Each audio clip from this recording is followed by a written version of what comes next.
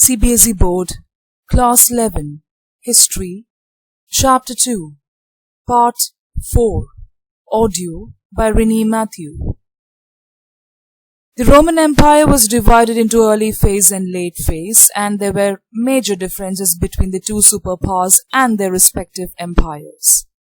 The Roman Empire was culturally diverse than that of Iran, and these are some of the factors that made them so strong and dominating than the empire of Iran. The cultural diversity was very important. Even our India is like that, cultural diversity. What else decided the importance of Roman Empire?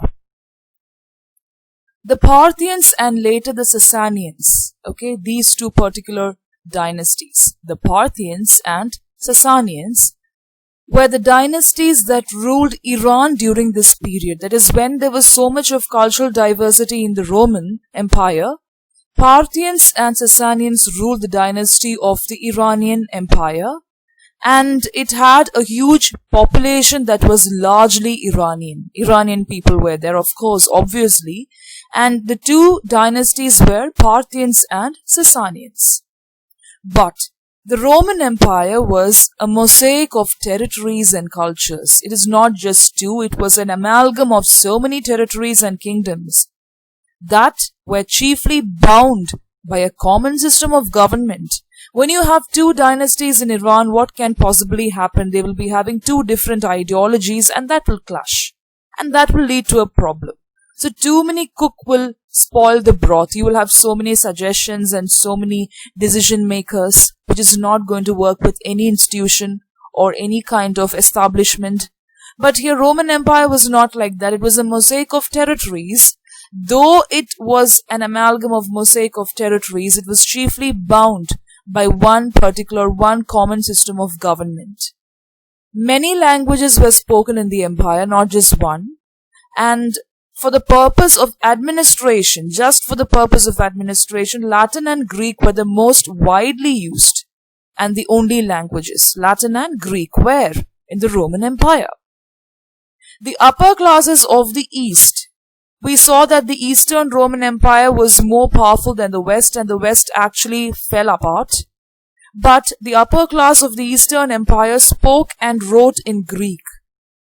But those of the West wrote in Latin and spoke Latin. And the boundary between these broad language areas runs somewhere across the middle of the Mediterranean, between the African provinces of Tripolitania, that is a Latin speaking, and Cyrenaica, Greek speaking. So you have both Greek and Latin spoken in the Roman Empire as well as in the African provinces. You should remember that this also came under the Romans, the African provinces. So Tripolitania was Latin-speaking province, and the other one, Cyrenaica, spoke Greek. So that was only divided by the Mediterranean, but that was also under the Romans. So the two languages are very important, and cultural diversity was also there, the Greeks and the Latins, and of course, the influence of many others. Now, all the people who lived in this particular empire, they had to report to one particular ruler, just one single ruler. That is the emperor. What they did, where they lived, what language they spoke, did not matter. Whatever you did, whatever you wore, whatever language you spoke, whatever ideology you belonged to or you followed, you have to listen to just one ruler. That is the emperor, the Roman emperor. So that was something which unified the whole Roman Empire, and that is the cause of their dominance and their power. The regime, this particular government or the regime, was established by Augustus, the first emperor, the first Roman emperor, in 27 BC, and this particular regime established by Augustus is Principate. Principate, very important point. Now, Augustus was the only ruler. We saw that people had to report to him. But the only source of authority was who? No, it is not Augustus. He was a ruler. He was the emperor. But the source of authority to keep the whole territory and empire alive was somebody else. That is the Principate. We will look more into it later. Then what was the role of the emperor? He was only the leading citizen. Princeps in Latin. The principal citizen, the main citizen, the leading citizen, and not the absolute ruler like how we see in Europe later. He was a leading citizen, which means that he will have to be an example to others. So, then who else was the authority? Now, why was he the leading citizen? Because he was paying respect to the Senate. Senate was the body which had controlled Rome earlier, even before Augustus came, in the days when it was a republic. So Rome was a republic earlier. So when Rome was a republic, it was actually governed by a body known as a Senate. And just because of the respect to the seniors, like even when you join a college or a school, you will have seniors, right? So just for respect to the seniors, there is a Senate. Very easy to remember. Senior Senate. He was known as a leading citizen or princeps. The Emperor Augustus only set up the regime which was known as a principate. Principate was not there earlier. It was the Senate. Now the Senate had existed in Rome for centuries. You cannot just do away with the Senate or the decisions which were made by them. It existed in Rome for centuries. And it also had remained as a body representing the aristocracy. It represented the high officials, the Senate. That is the wealthiest family of Roman. Okay, so now you can imagine and you can very well, tell what happened in Rome. When the aristocratic family and the nobles ruled a particular place, what will happen? So Senate was a body which included the nobles and the aristocrats and the wealthiest families of Rome, and later Italian descent, mainly landowners. So see, look at the constituents of this particular group: the wealthiest family, nobles, aristocrats, and the landowners. Oh, very dangerous, right? So Augustus will have to be accountable to them. He will have to consult with them for any decisions and before passing any law. Most of the Roman histories that survive in Greek and Latin were written by people from the senatorial background. So whatever we see now, whatever is surviving, was written by the senatorial background. Why? Because they had more access to writing and reading. They were educated. They had access to everything, all the wealth in life. So it is not very surprising that they wrote everything. So most of the histories were written by the educated part of the society. Others were involved in labor, wages, and working towards the progress of the empire.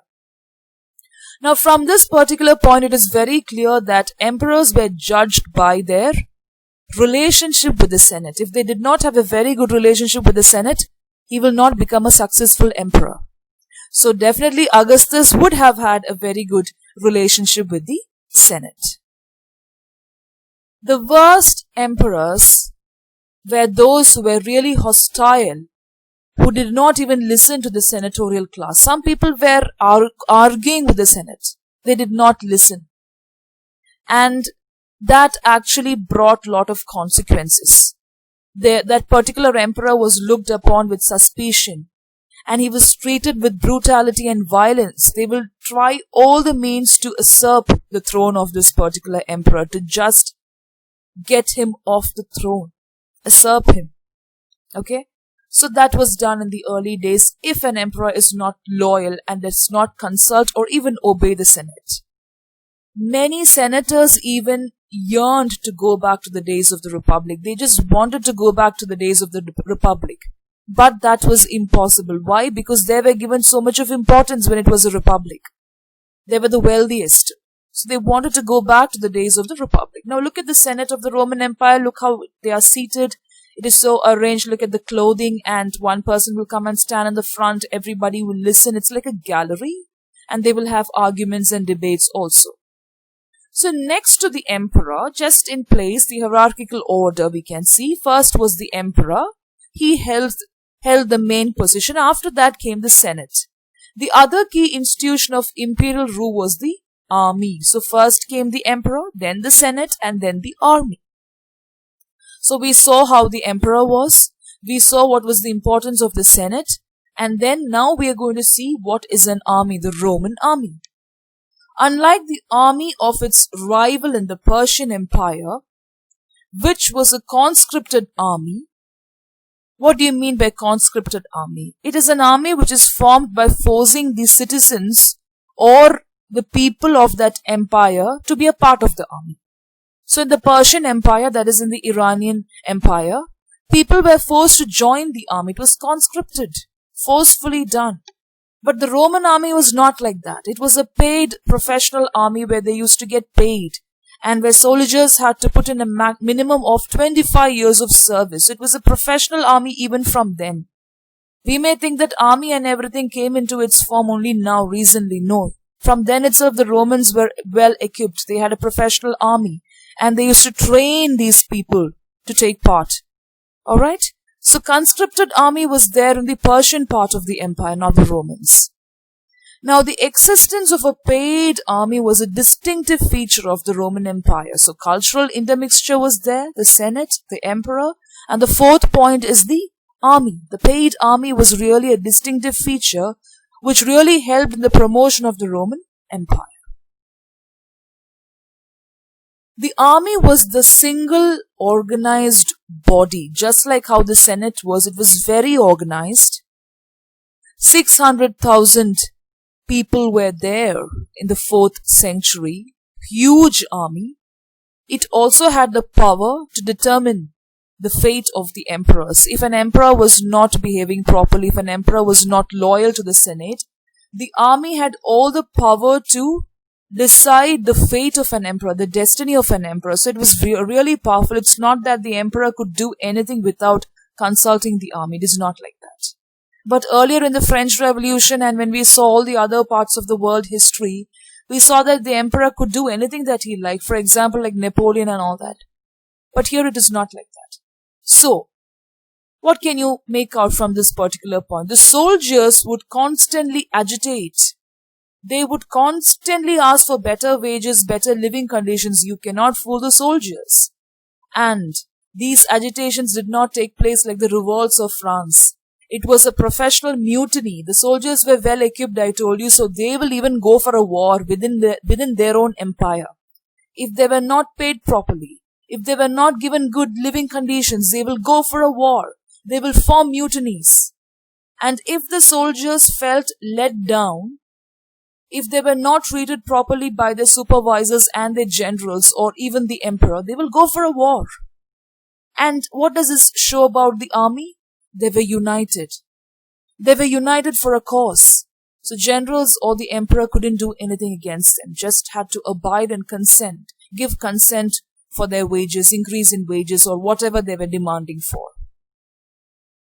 Now, our picture of the Roman army depends largely on the way they were portrayed. Because historians have written in different ways with the senatorial sympathies. So now, whatever documents has come to us from the Roman Empire tells us that this army was also under the mercy of the Senate. We don't know whether it is true. We can see here that the army was very strong and they could even revolt against the generals and the emperors. But there's another point which tells that the historians are telling that they were at the mercy of the Senate. Was it true? We don't know. But we have to believe what the historians are giving to us. The Senate hated and feared the army. They just hated and feared the army because of their power. It was a source often unpredictable violence. It always was a source of unpredictable violence. We don't know when there will be a kind of, you can say, insurrection. It can happen any time, the insurrection. So they were really scared of it. Especially when they had a tense conditions during the 3rd century. I told you about the earlier phase and the later phase of Roman Empire, and it was divided by the 3rd century. So during that particular 3rd century, it was a time when they faced maximum tension, and the army would have taken advantage of that. That is when the government forced everybody to pay tax more heavily, and that was mounting the military expenditure also. So definitely they went in for a revolt. Okay, so that was the Senate, and that was the power of the Senate. Now, what can you sum up from these points? We saw all these points. Let's take a look at all the points. The Senate, the Emperor, okay, Then you can talk about the culture, the aristocracy, Augustus the emperor, principality, everything, all these things. So when you sum up, there are some points that we get. The emperor, aristocracy, and the army. They were the three main players of political history of the empire. They were the dice keepers. They used to actually throw the dice. Emperor, aristocracy, that is the Senate, and the army. Very important part of the Roman Empire, and they decided what will happen in any part of the empire.